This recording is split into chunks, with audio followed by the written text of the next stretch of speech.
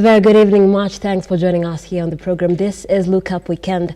I am Nancy Nalima. Sign language interpreter is Felista Adundo. Tonight we've got lots prepared for you, and of course, being on the center stage, femicide, which is violence against women, will be taking center stage tonight. I'll be speaking to a very able panelist and we'll be trying to unpack why is it happening, why the case is rising and rising with every break of dawn, and how can we put an end to this. We'll be having that conversation just within this broadcast, so stay tuned for that.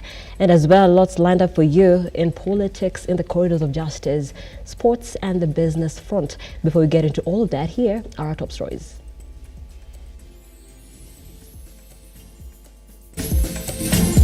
Tonight on Look Up Weekend, a win for government as Court of Appeal lifts orders suspending the new health insurance fund. We are 3 months in arrears. The Council of Governors lament the delay in disbursement of revenue allocation. We are standing here today as women leaders from all walks of life to not only condemn the violence meted upon women and girls, but also have an intimate conversation on how we can all participate in stopping the vice within the society. Shocking details emerge in the gruesome murder of RUTO as women leaders across the country condemn the rise of femicide cases. Tonight, we talk ending femicide in Kenya following the murders in the recent weeks that have seen women lose their lives in the hands of men on center stage.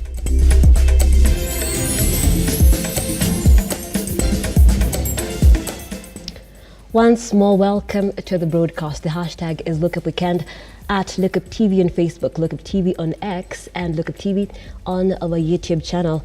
Feel free to engage with us, give your comments, and especially pertaining our conversation of tonight. We're talking about ending violence against women. Let's begin. The Court of Appeal has lifted High Court orders that suspended the implementation of the new social health insurance fund until when the appeal case is heard and determined. In the wake of the latest decision, the government is now at liberty to put in motion the implementation of the new national insurance scheme.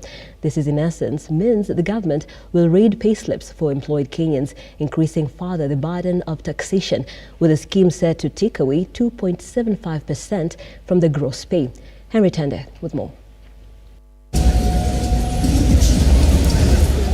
Kenyans will now be forced to dig deeper in their pockets to fund the new social health insurance fund. The government has received the green light to proceed with the implementation of the law. This after the Court of Appeal today lifted the High Court orders that had suspended the new national insurance scheme that seeks to replace the current NHIF scheme. While lifting the High Court orders, the Court of Appeal has given the government a window to operate until the case challenging the new health law is heard and determined. Before this latest directive from the courts, President RUTO has been at loggerheads with the judiciary, accusing the arm of government of frustrating his government. He has also sustained attacks on the judiciary, insisting it has rampant cases of corruption. Familia nyingi, watu wengi wanaumizwa, wanawekwa kwa umaskini kwa kuuza mali yao, kuuza ng'ombe, kuuza plot, kuuza shamba, kwenda kulipa bili ya hospitali. Ni kweli ama si kweli? Tunafanya harambee kila siku kwenda kulipa watu madeni ya hospitali. Ni kweli ama si kweli? Na mimi niliwaambia hii shida tutatatua. Na nikawaambia hata ile pesa ya NHIF ambayo saa hizi mnalipa 500 kwa wale watu wenye mapato ya chini, niliwaambia tutapunguza kutoka 500 mpaka 300. Na niliwaambia vile vile ule mtu ambaye hana uwezo wa kulipa hata hiyo 300 tutawalipia kama serikali ya Kenya. Na jambo la tatu, nikawaambia tutaweka hazina maalum inaitwa Chronic Illness Fund ambayo italipa ile magonjwa magumu kama kansa, kama saratani, kama hypertension, diabetes na zile zingine. Hiyo mpango yote mimi nimefanya. Mulipiga kura, tukapitisha manifesto. Mimi nikaenda bunge, nikapitisha sheria 4. Hawa wabunge wenu wamenisaidia, tukapitisha sheria. Mimi nimeweka sahihi, kidole iko sawa. Alafu ati kuna watu wachache wameenda kotini kwenda kusimamisha hiyo mpango. It is not clear whether or not today's Court of Appeal decision has been influenced by President Ruto's threats to deal with corruption in the judiciary and specific judges implicated in corruption.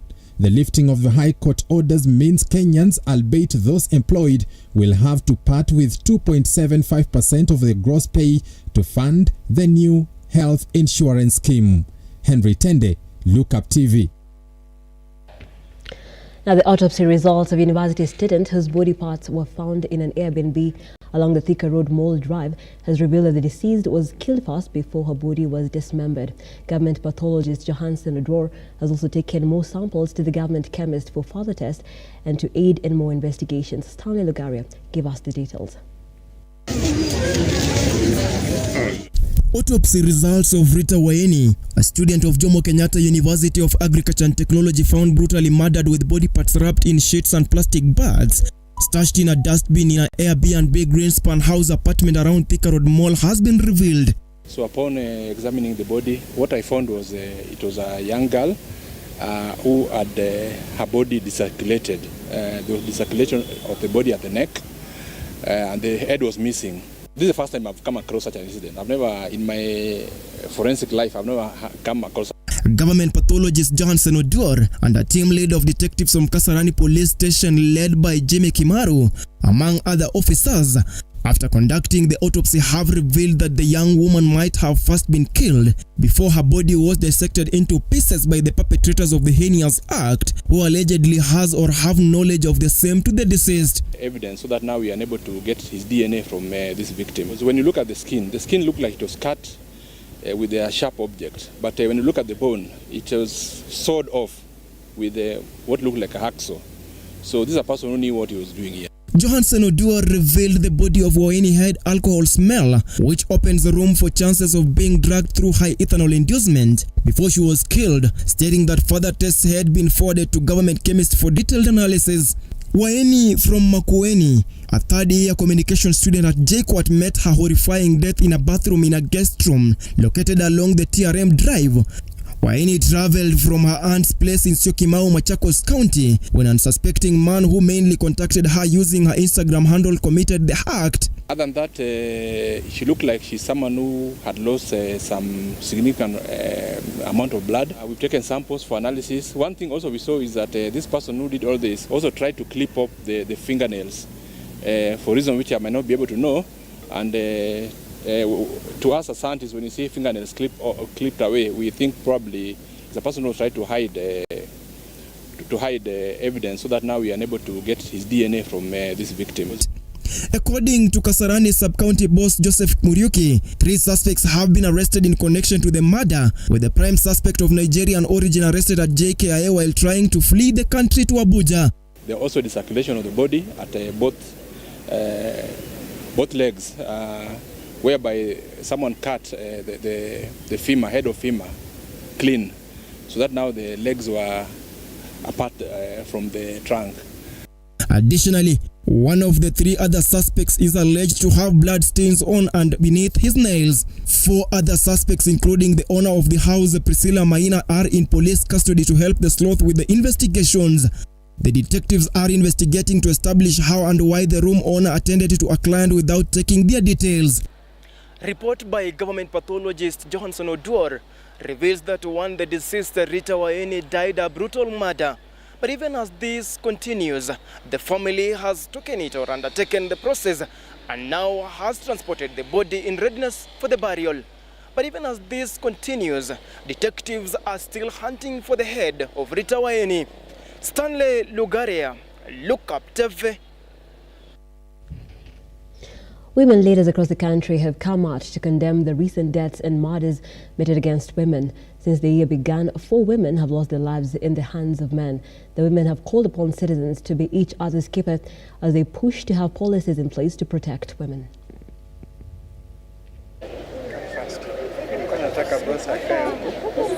Femicide, a crime against humanity.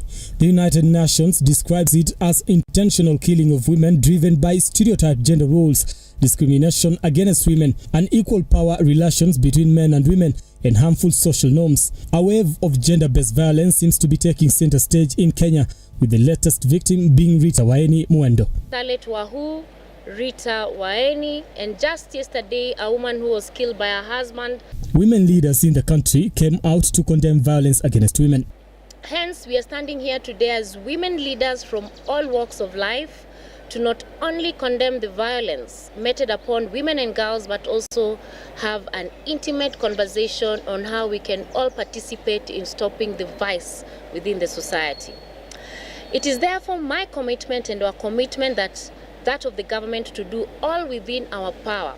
First, to nab the suspects, but to also urge the judiciary to expedite cases of intimate partner violence. Comes to matters murder, nobody should celebrate. Nobody should even try to justify why another human being should die. And we want to ask that as you cover this issue, we request that you don't bring the line that tries to suggest that a murder could be justified in whatever case. Since the year began, 4 cases have so far been recorded where women have lost their lives in the hands of men, forcing the nation to re-evaluate its measures to protect women. On the same note, we urge our daughters to exercise caution on how, with whom they interact with on social platforms. This is because GBV has now taken the form of technologically assisted or facilitated gender-based violence. We also need to collaborate with technology companies. There must be concerted efforts to work with social media platforms and online service providers like Airbnb to enhance safety features and reporting mechanisms, because their cooperation is vital and it is important. The latest cases have, however, exposed the country to another form of violence where technology is at the center of it, with victim shaming on social media carrying the day. By victimizing the dead, we are akin to dancing on the graves of women who have fallen victim to people they trusted. Let us put all our hands on deck from whatever we are to respond to these heinous crimes. Those who are planning to rape and kill our girls, we are putting you on notice. Your days are numbered. Harriet Chigai, presidential advisor on gender, now calls on the nation to sober up and be its brother and sister's keeper. The escalation of the vice against women and girls is because the society has made it a norm. The societal frock is completely torn. Despite the fact that government has already put in place certain measures, the laws are there, the institutions of investigations are there. But let us ask ourselves, what is the root cause of all this evil? It's with us. It's with you. It's with me. It's in our households. It's in our villages. 152 is the number of femicide cases reported last year. This is according to Femicide Count Kenya. The number could be more because some cases are never reported. It is a conversation that has been necessitated by the rise of femicide cases in the country, with women leaders standing up to be counted and demanding an end to violence against women. Brian Amwai, Lookuptv, Nairobi. Right, that story by Brian Amwai takes us for a very fast break here on the program. He did say 152 women murder cases that were reported in the year 2023, and it could be more. The actual number has not been found yet, but that will be our intro to a conversation that we'll be having right after this break. We'll be jumping into that conversation, talking about how to end violence against women. I'll be speaking to Nyoka Bingari, who's the Executive Director, African Women Global Network, and Wanjiku Thiga, gender justice and political activist. Don't go too far.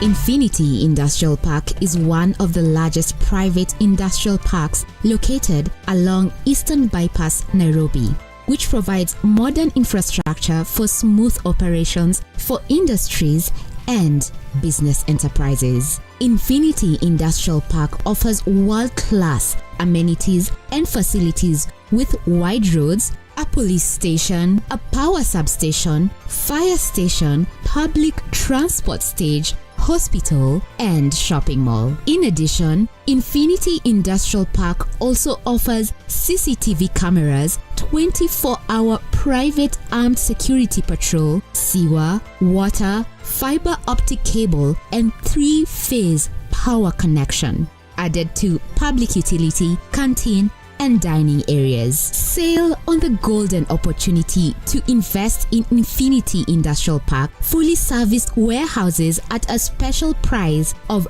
3,569 Kenyan shillings per square foot. For more inquiries, visit our website infinityindustrialpark.com.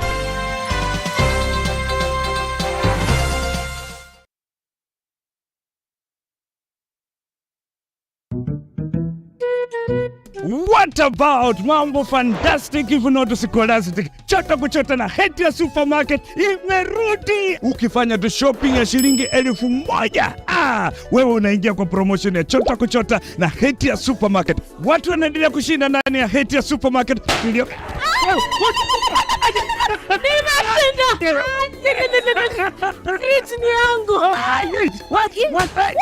Mwana tata kitoko. Wewe na umeshinda nini? Yote. Hasa nalala. Karibu ndani ya Hatia Supermarket uweze kuchota kwa wingi kabisa. Watu huko wanasema nini? Nakwambia kwamba chota kuchota. Unangoja nini? Magari 7 za kushindaniwa, TV, fridge, microwave, shopping vouchers, school fees vouchers, instant prizes na zawadi zingine kemkem. Chota kuchota imethaminiwa na Hetia's Oven Fresh Bakery, Gigabyte, Mount Kenya Milk, Clover's Food Products, Velvex, Magic Drink, Pwani Oil, Arenco, Fruit Juice, Masterchef, Toilex, Coolsip, Mika, Wash Ultra, Philos, Prestol, Nivea, My Choice, Ushindi, Fresh Fry, Arimis Jelly, Cabernet Water, Dettol, Ketepa, Meta, Glucose, Coca-Cola, Rosy Tissue, Big Giant, Elbins, Unilever, Fresh, Unga wa Dola, Blue Band na Pasta Star. Shindano la chota kuchota linaanza tarehe 1 Disemba hadi tarehe 10 Februari mwaka 2024. Hatia Supermarket, a world of choice. Are you an SME looking for a media partner? Look no more, as Lookuptv got you covered for all your visibility and marketing needs. We at Lookuptv understand your business needs and want to work with you on your marketing journey, giving you solutions that will take you to the next level. Call us today on 0707 572 358 or send an email to sales@lookuptv.co.ke and kickstart this amazing journey. Welcome to Lookuptv, your official SME media partner.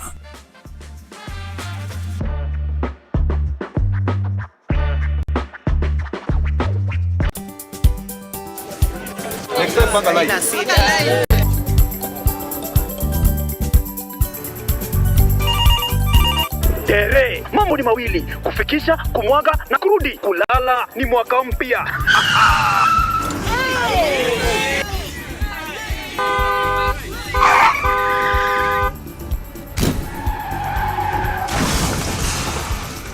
Muka we mse. Nini mbaya? Wewe kwani wani vile dereva anaendesha gari vibaya, lazima tususe. Anaendesha gari na kwa simu the whole time, hata angalia barabara. Msanii dereva tusimame. Wewe dereva wewe. Mwaka iliyopita peke yake watu zaidi ya 3,000 walipoteza maisha yao barabarani kwa sababu ya tabia kama hizo. Hautatuangamiza tukiona. Naomba msamaha, nitampeleka vizuri. Si wameomba msamaha. Sasa tuende tusafiri kwa mwendo wa aste. Dere Smart hufikisha abiria salama. Ujumbe huu umeletwa kwako na NTSA kwa ushirikiano na European Union.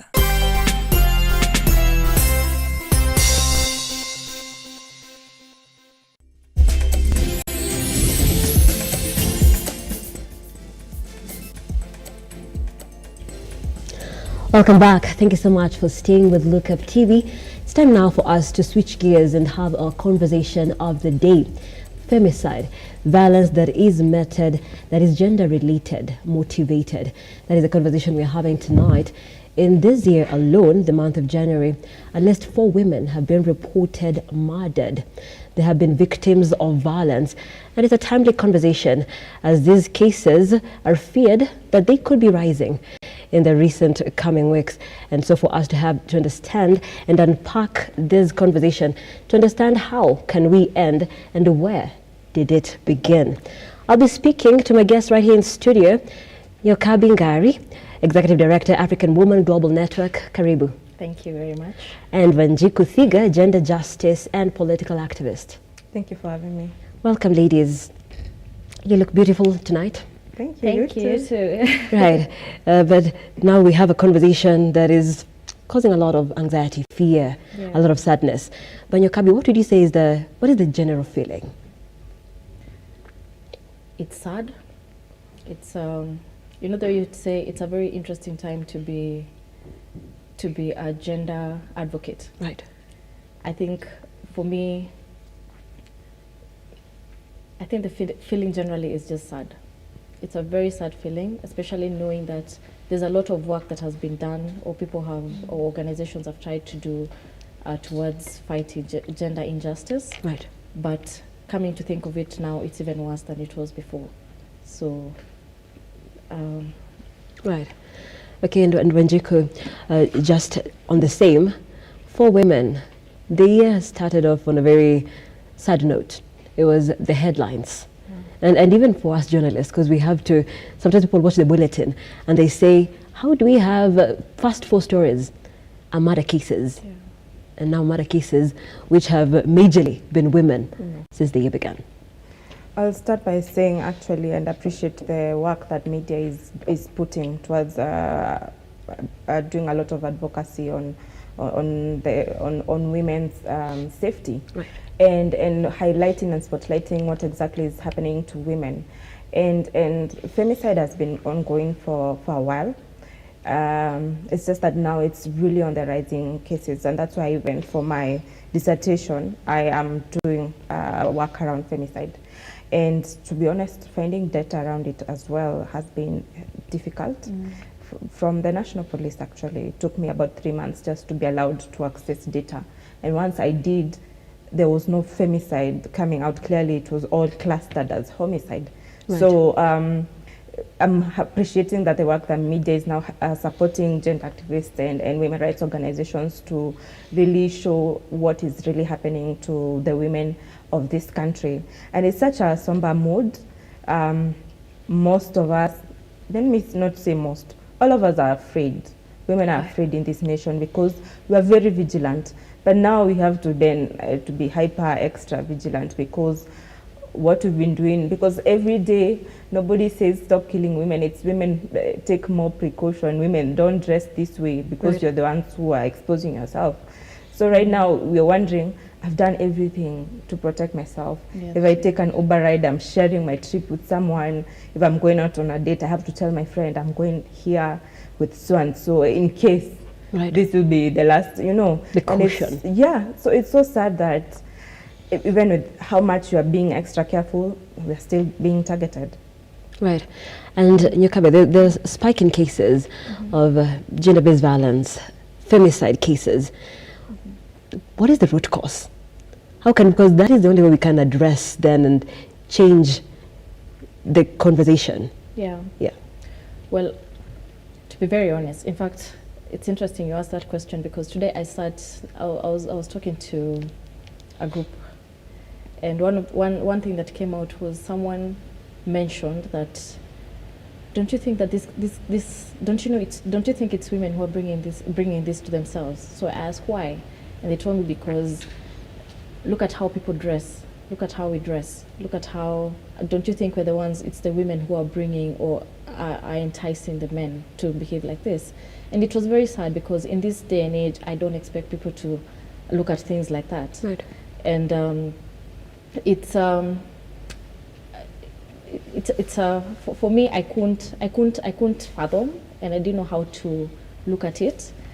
And why I say it's interesting you asked that question is because it got me thinking that everyone is probably now thinking of it that way. Right. Because even when you look at the Twitter conversations today, there are people who are celebrating it, And it's a very, very sad situation. While people are mourning, there are people who are celebrating it. And you wonder what kind of country are we living in, or what has gotten to, what has become of us. Right. Yeah. So to answer your question, the rise in these cases, for me, I believe, or I feel it's because we don't have, yes, we have laws, and we have the laws in place, but we don't have an implementation plan. And what saddens me the most is because perpetrators are not being held accountable. So the fact that perpetrators are not being held accountable, it means that they believe that they can get away with it. So if I can get away with it, why not? Yeah. Right. So that could be one of the reasons. I also feel like our local authorities on the ground are also really not doing much, because people report the cases, but there's nothing that is really done. Right. Our organization we normally get calls every so often, and they report all these cases to the local authorities, but they're always shunned.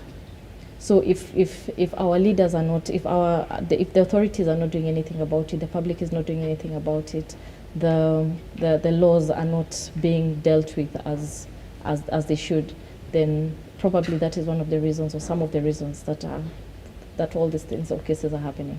Right. And Wanjiku, even as you continue just to unpack the conversation, then social media comes to play, because social media has been used to victimize victims of violence, victims who have died, that blaming them.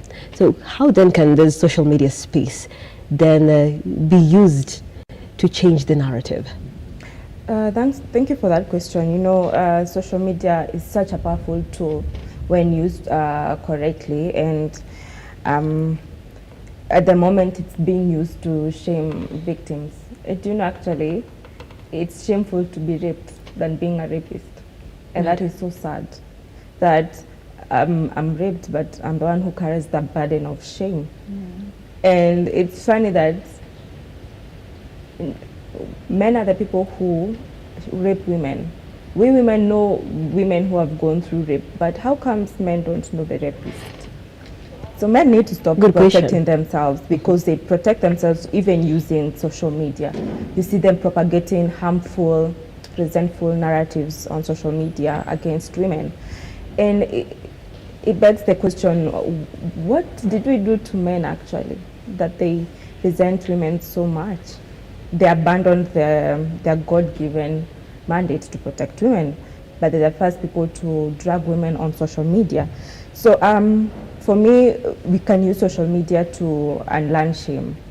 And we have very powerful movements. Like right now, we are running the campaign, "We Are Not Safe," and End Femicide KE. We are unlearning shame. We are showing up for each other. We are protecting each other on social media spaces. And I'm really happy to see public figures, especially women, also standing in solidarity with fellow women online. And it's good to see some few cases of male champions coming out to protect women, to stand with women. And they have huge followings. So it's a way of trying to build up a narrative where we are shaming this harmful practice of femicide that is really coming out. Right.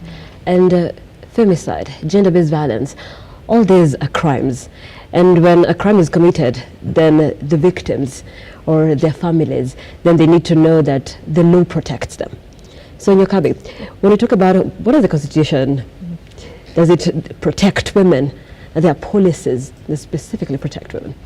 Yeah, we have a couple of legal frameworks that protect, but usually I find that question to be very interesting, because if I was to look at the laws as I would look at them, I feel like we are at a time where we need to be very specific about what exactly we are talking about. Right. Because our Constitution, because of course we use the CEDAW, we use our local policies, but all these policies speak about human rights as so it generalizes everything, and a lot of times I feel like it being general and it being not very specific, probably it could be one of the reasons why people don't take our laws very seriously.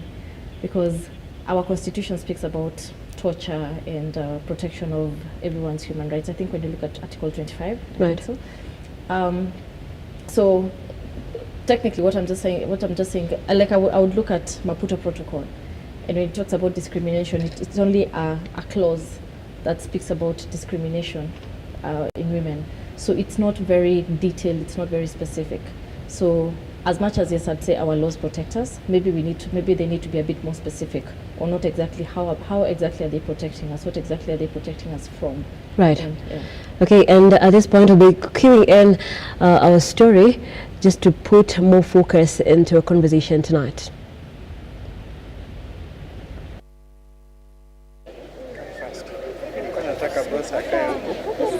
Femicide, a crime against humanity. The United Nations describes it as intentional killing of women driven by stereotyped gender roles, discrimination against women, unequal power relations between men and women, and harmful social norms. A wave of gender-based violence seems to be taking center stage in Kenya, with the latest victim being Rita Waeni Mwendo. Charlotte Wahu, Rita Waeni, and just yesterday a woman who was killed by her husband.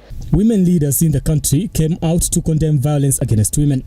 Hence, we are standing here today as women leaders from all walks of life to not only condemn the violence meted upon women and girls, but also have an intimate conversation on how we can all participate in stopping the vice within the society. It is therefore my commitment and our commitment that of the government to do all within our power.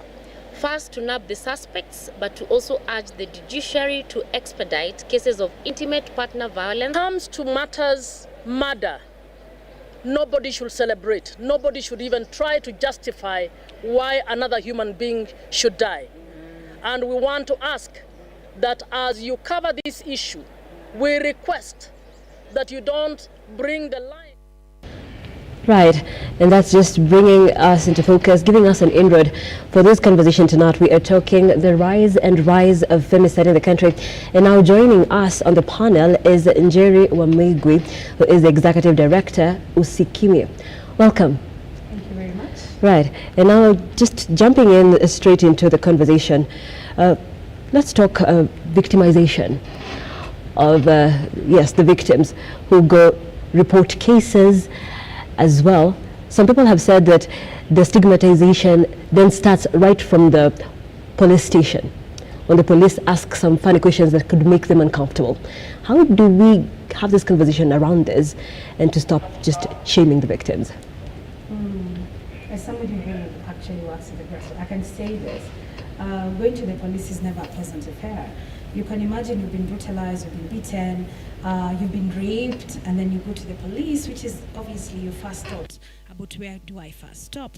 And then the first person that you meet is already shaming you. He's already saying, we mtu mkubwa umerepiwa aje, ama mbona mlikuwa mnapigana. You know, that kind of comment that makes you really shrink yourself and wonder, do I even want to report? So for me, I feel like as a country, first of all, we need to, already, society is already looking at you with a very negative self-image, right? Yeah. And then now you're there at the police station and somebody's already shaming you. Tell me why you will think of even reporting. As a nation, we really need to change the narrative. Change the narrative right at the police station. Change the narrative right at the places where you stop. From the community to the policing, it needs to be gender sensitive. It needs to be, we need to have a lot of sensitivity and a lot of kindness and just decency, really. Let me just cut it short a little bit. We'll be fixing your mic. So let's move on with the conversation. Then how can, how can women, we're talking policies that should be implemented. We're talking about the legal framework.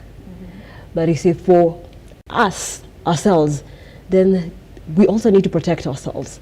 So how can we go around it? Wow.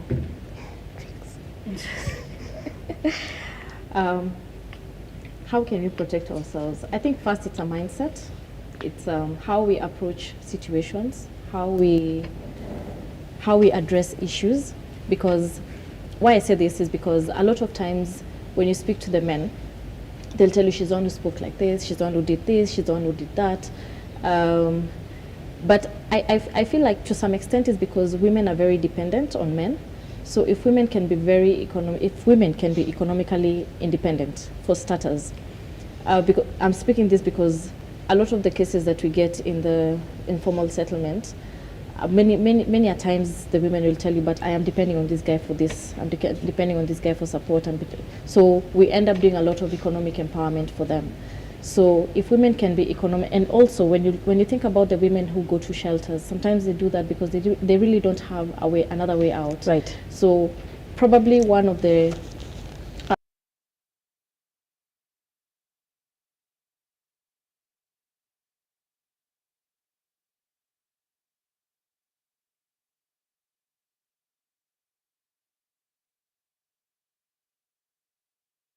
Njiku. I feel like we honestly are extremely careful as women, and we try to exercise caution in every way, and it's about time we really address the structural and institutional violences that exist. Right. And above all, the gender norms that and the harmful norms that are within our grassroots. Because if we had community initiatives that really speak to protection of women instead of a man justifying the immorality of a woman should be death, those are the conversations that we have. We have to really address them, because no matter how much we become cautious,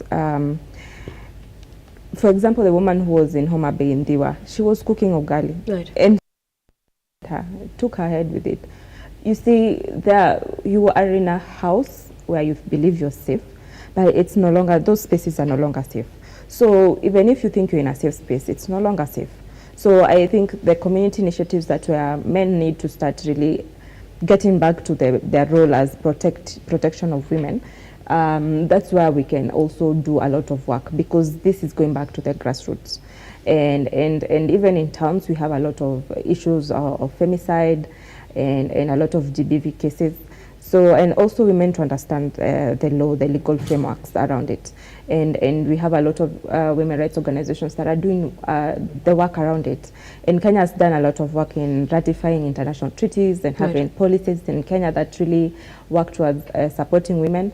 But if we don't know that these policies exist for us, then you're not able to really use and utilize them for our own protection. Right. And now, Jerry, we can have you back. And yes, we can have you back. And looking at this conversation, there's a lot of criticism as well on the social media platform and elsewhere, where people are saying when men are killed, we don't talk about it. When women are killed, there's a whole buzz about it. What are your thoughts? You see, for something to qualify to be femicide, there are certain parameters it has to meet. Right. And it's the same thing when young men are killed and their bodies dumped, and then we say that a human right violation. All deaths, all murders are human right violations. And I also need us to stop looking at this as a competition. It's not a competition of who is being murdered the most. I feel like every time women deaths are brought about, people will talk about men's death. Why is there a whataboutism about women's death? Why is it always when we try to amplify something that is happening to women, then you will hear what about men? When you try to amplify something that is happening to girls, you'll be asked what about boys? When things are being said about boys, do you ever see people asking what about girls? Right. When a man dies, like for example, a doctor was murdered the other day, right? And the way his death was received and the sorrow, and even I remember there was somebody who was being snacky about it. It was a woman, and she was called, she was told, oh, his family is on the media, it could be here, they could be seeing what you're talking about. And I was like, hold up. We have had so many women killed, and a case in point, you can go to my comments on Twitter and just look at how bad the comments look like. Every time I try to amplify a death about women. So I need this to first of all stop being a competition. We are saying women are being killed. In the last 10 days, 10 women have died. In the last 10 days, as far as I know, 1 man has been killed. All right? And 1 man has been killed by men. and this time women are being killed by men. So we need to start talking about what is this thing that makes us, every time we talk about women, we feel like we need to bring men into the conversation. We need to stop this. We are saying as women are being killed, and they are being killed because of their gender. That's what femicide is, right? And these women are just being killed simply because they're women. Period. Nothing else. If a woman is killed, and let's say, for example, somebody comes in and shoots all of us, that's homicide. All right? And nobody's going to say, oh, we're not going to come around and say, oh, that was femicide. No. We were killed because it was unfortunate. We were killed because we were maybe in the wrong place, or maybe it was a gang, or anything that happened. We will not talk about that as being, unless there was sexual assault that preceded us being killed. Then that stops being regular killing and it steps into the world of femicide. So I need us to stop competition. There's no competition. Right. So then how can we involve the men with the solutions? Because we're in a society that has men and women, and I know LGBTQIA will add other agendas, but we have men and women. So this conversation cannot just be among women. It has to involve the men as well. I'll start with you, Kabi. Okay. I think by creating male champions, having male allies who are going to come, because you see, I feel like what we lack is male allies as we're holding our as we move along with our awareness and our advocacy. So if we can get to a point where we bring male allies or male champions into the picture, then probably that would make a lot more difference. And also, I feel like there's this whole narrative about the boy child, and surprisingly enough, for some reason, I don't know why, the women who have boys are the ones who push the narrative of, but why are women doing this? Why are women doing this? My son, what if my son, there's that whole conversation of my son is innocent, my son is innocent. Right. So as she said, if we can all change that narrative and accept the fact that there's a problem and it's not a competition, then maybe that would go a long way. Yeah, and Rajiko, so as we wind up, what's the way forward? Because here's where we are. Women have been killed as recent as today. There was a story. So it keeps happening. What's the solution? Where can we start from and actually be effective about it? Actually, I'll start by commending the Women Rights Advisor to the President for holding a presser today. And that was a major milestone in highlighting what is really going on at high level. But we need the President to declare this as an emergency in this country, so that it can have the correct attention that it deserves. And there are certain that we women across the country will be marching. We need attention from all stakeholders in this country. And most of all, we don't expect to be tear gassed or be held in any station. We deserve to be heard, and let's also bring the conversation back home, because that's where we have men, we have boys, our brothers, our uncles.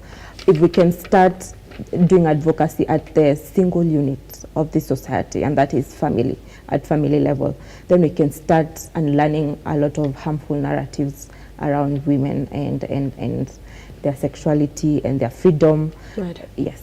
Right.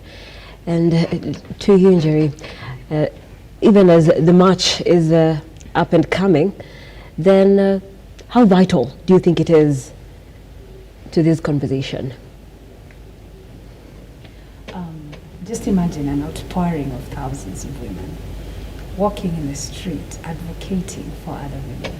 I think that's, first of all, there's power in that, and there is beauty in that, and there's also sorrow and grief, because we are saying we're here for the sisters of us who have been murdered. Right. That alone sends a statement that we are not going to sit silently and watch as you murder us. We are going to be out, we are going to protest, we are going to march, we are going to ask for our rights. It's time for women to speak for other women. The time is now. Right. Enough said. Thank you so much for being a part of this conversation. You beautiful women. Jerry Wamigwi, who is the Executive Director, Usikimye. Nyokabi Ngari, on this far end, Executive Director, African Woman Global Network, and at the center, Wanjiku Thiga, Gender Justice, political activist. And of course, we'll play our role as the media to continue having the conversations.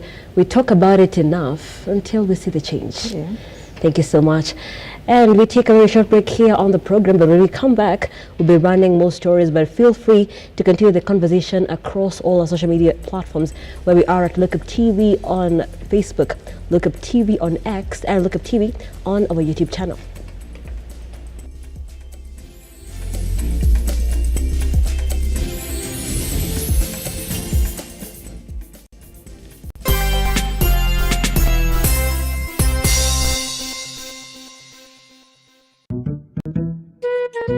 What about mambo fantastic if not scholastic? Chota kuchota na heti ya supermarket imerudi. Ukifanya tu shopping ya shilingi 1,000, wewe unaingia kwa promotion ya chota kuchota na heti ya supermarket. Watu wanaendelea kushinda ndani ya heti ya supermarket.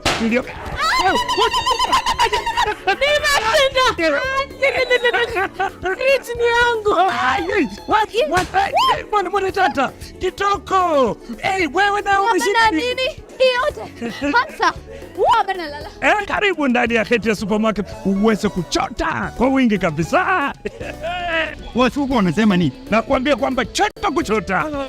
Unangoja nini? Magari 7 za kushindaniwa, TV, fridge, microwave, shopping vouchers, school fees vouchers, instant prizes na zawadi zingine kemkem. Chota kuchota imethaminiwa na Hetia's Oven Fresh Bakery, Gigabyte, Mount Kenya Milk, Clover's Food Products, Velvet, Magic Drink, Pwani Oil, Arenco, Fruit Juice, Masterchef, Toilex, Coolsip, Mika, Wash Ultra, Philos, Prestol, Nivea, My Choice, Ushindi, Fresh Fry, Arimis Jelly, Cabernet Water, Dettol, Ketepa, Meta, Glucose, Coca-Cola, Rosy Tissue, Big Giant, Elbins, Unilever, Fresh, Unga wa Dola, Blue Band na Pasta Star. Shindano la chota kuchota linaanza tarehe 1 Disemba hadi tarehe 10 Februari mwaka 2024. Hetia Supermarket, a world of choice.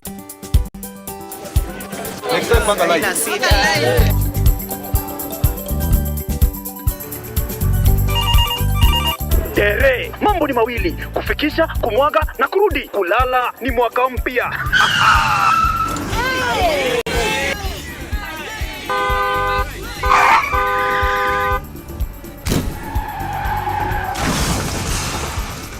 Muka we mse. Nini mbaya? Wewe kwani wani vile dereva anaendesha gari vibaya, lazima tususe. Anaendesha gari na kwa simu the whole time, hata angalia barabara. Mamiseni dereva tusimame. Wewe dereva wewe, mwaka iliyopita peke yake watu zaidi ya 3,000 walipoteza maisha yao barabarani kwa sababu ya tabia kama hizo. Hautatuangamiza tukiona. Naomba msamaha, nitamtamka vizuri. Si wameomba msamaha. Sasa tuende tusafiri kwa mwendo wa aste. Dere Smart hufikisha abiria salama. Ujumbe huu umeletwa kwako na NTSA kwa ushirikiano na European Union.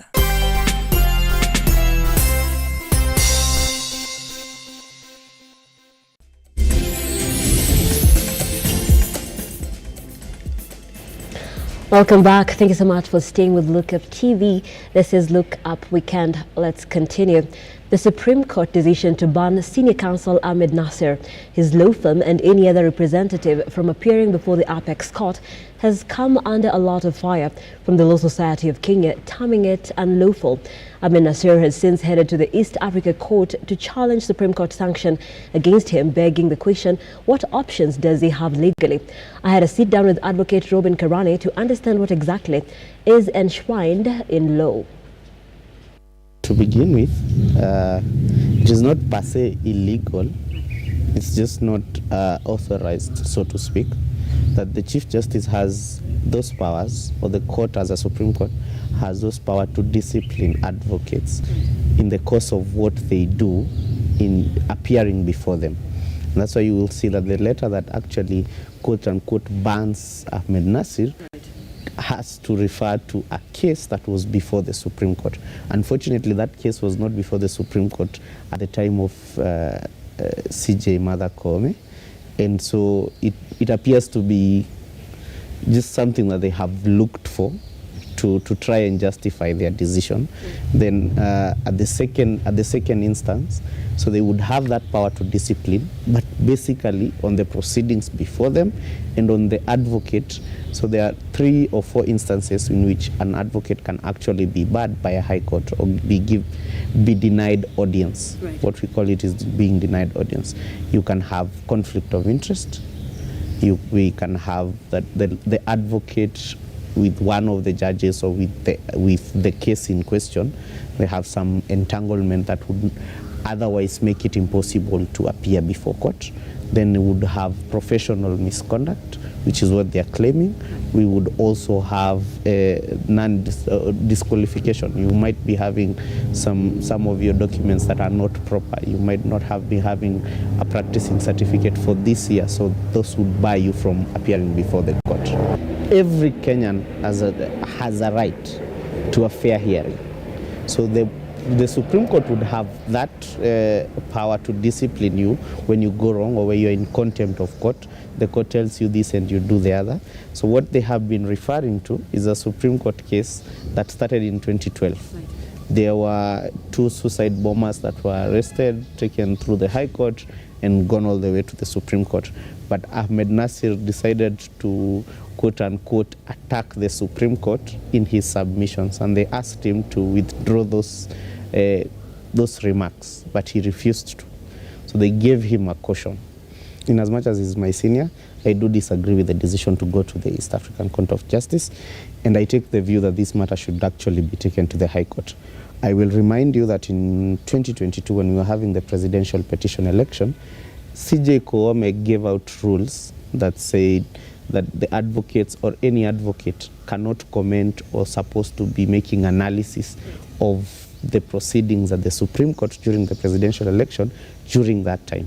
And an advocate who's actually vying in this year's election, called George Mwangaza, took the CJ to the High Court and said that those regulations were unconstitutional. And the High Court agreed with him and quashed those regulations. That's why you would see during the time of the presidential petition, you would call us advocates to TV stations, and we would come and discuss what is being presented, what is happening. And that is where all that began. And so in the same sense, I believe that the same issue with Ahmed Nasir should be taken to the High Court, because the High Court has original jurisdiction on matters of the Constitution and on matters of interpretation of the law. So are we saying then that he doesn't have a case to take to the... He might have, but at this stage it's just clout.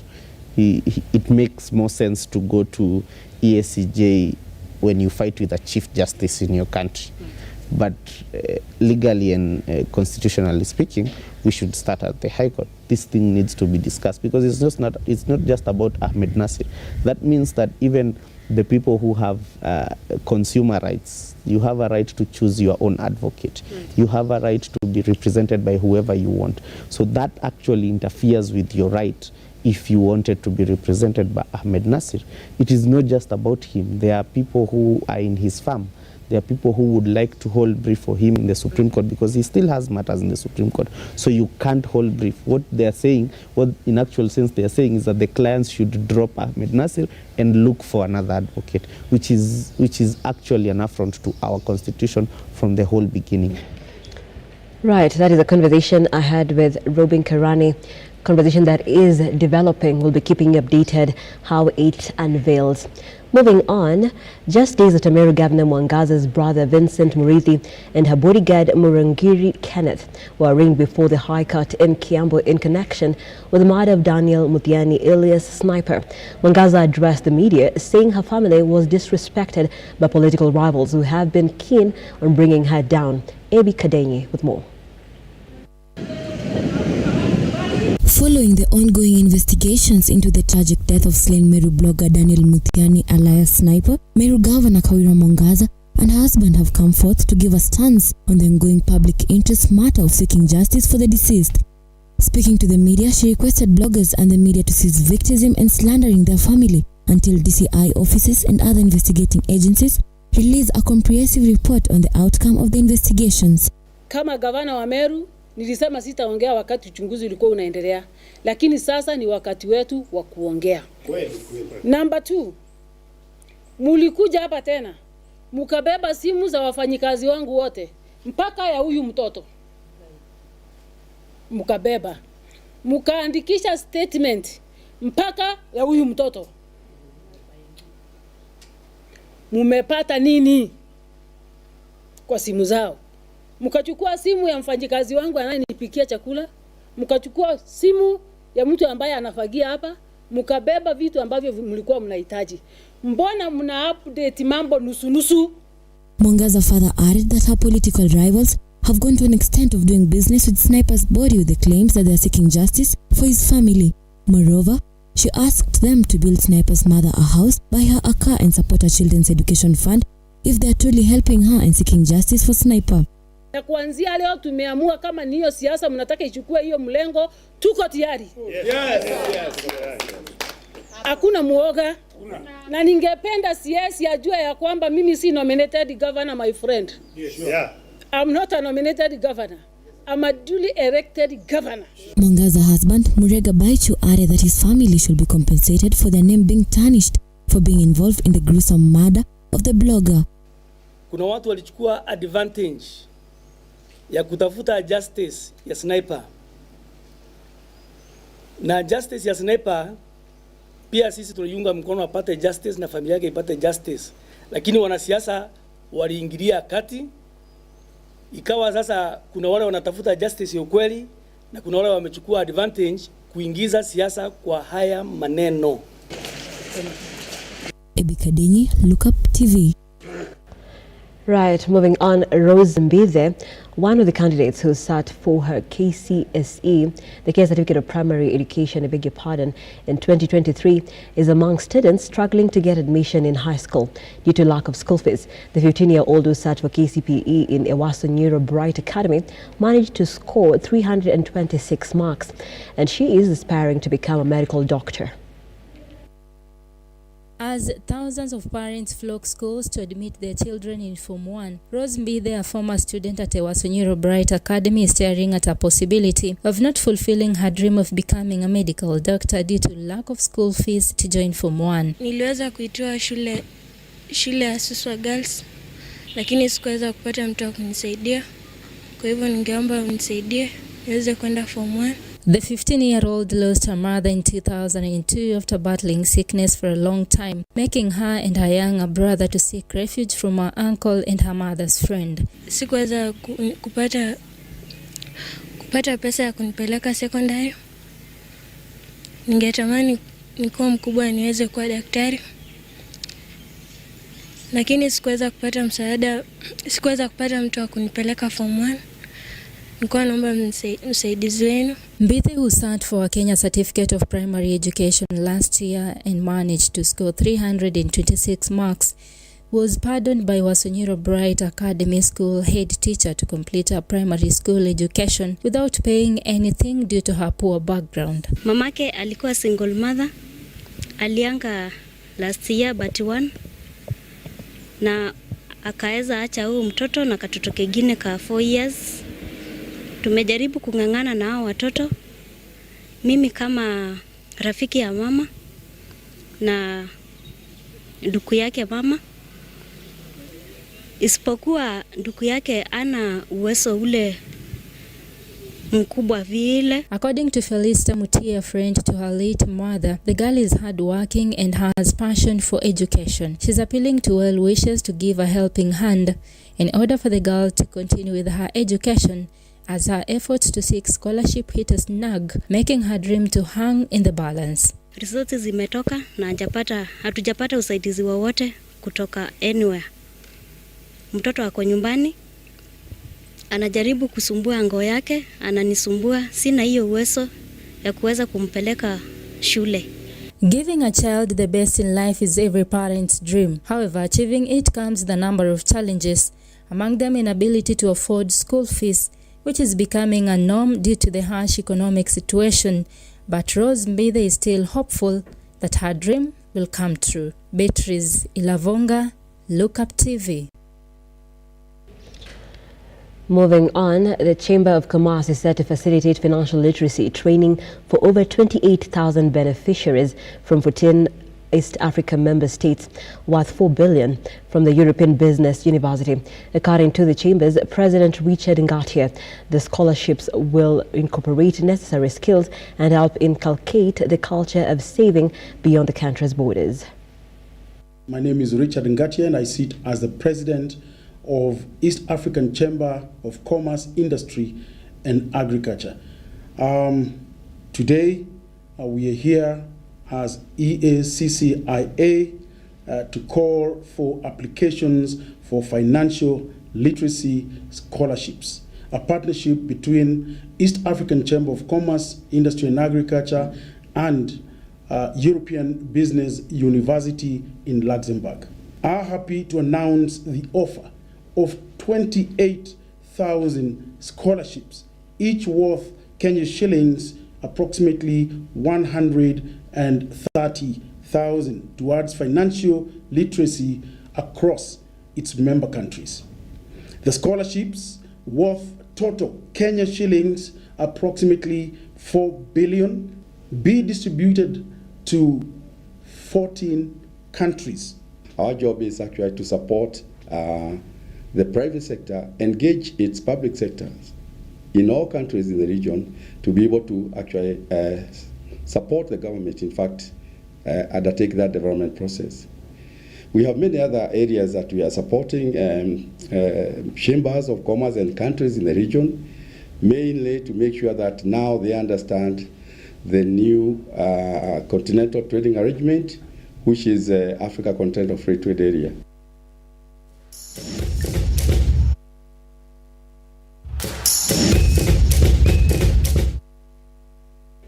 Time now for us to get sporty. After a brilliant display at the Safaricom Chapadimba Coast Regional Finals last weekend, Bandari Youth's left back David Wanyama, wingers William Gitama and Hamis Nyale, midfielder Renson Wakalo and centre-back Baraka Rogers have been scouted to join Kenya Premier League side Bandari FC. The five were among the best performers, not just for Bandari FC, but also were crowned as the best players in the tournament's regional championship.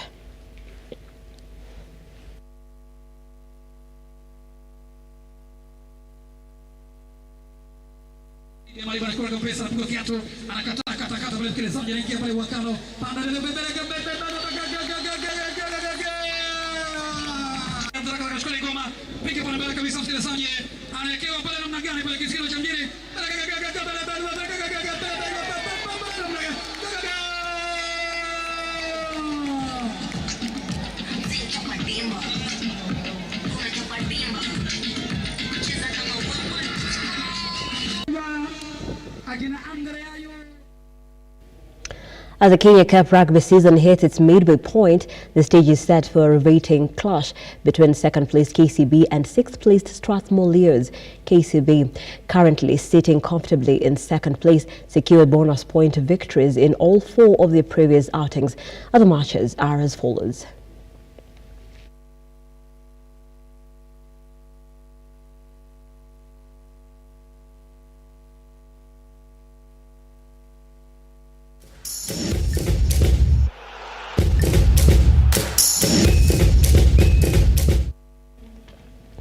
And just like that, we've come to the end of the broadcast this weekend right here on Lookuptv. Let me sample some of your feedback.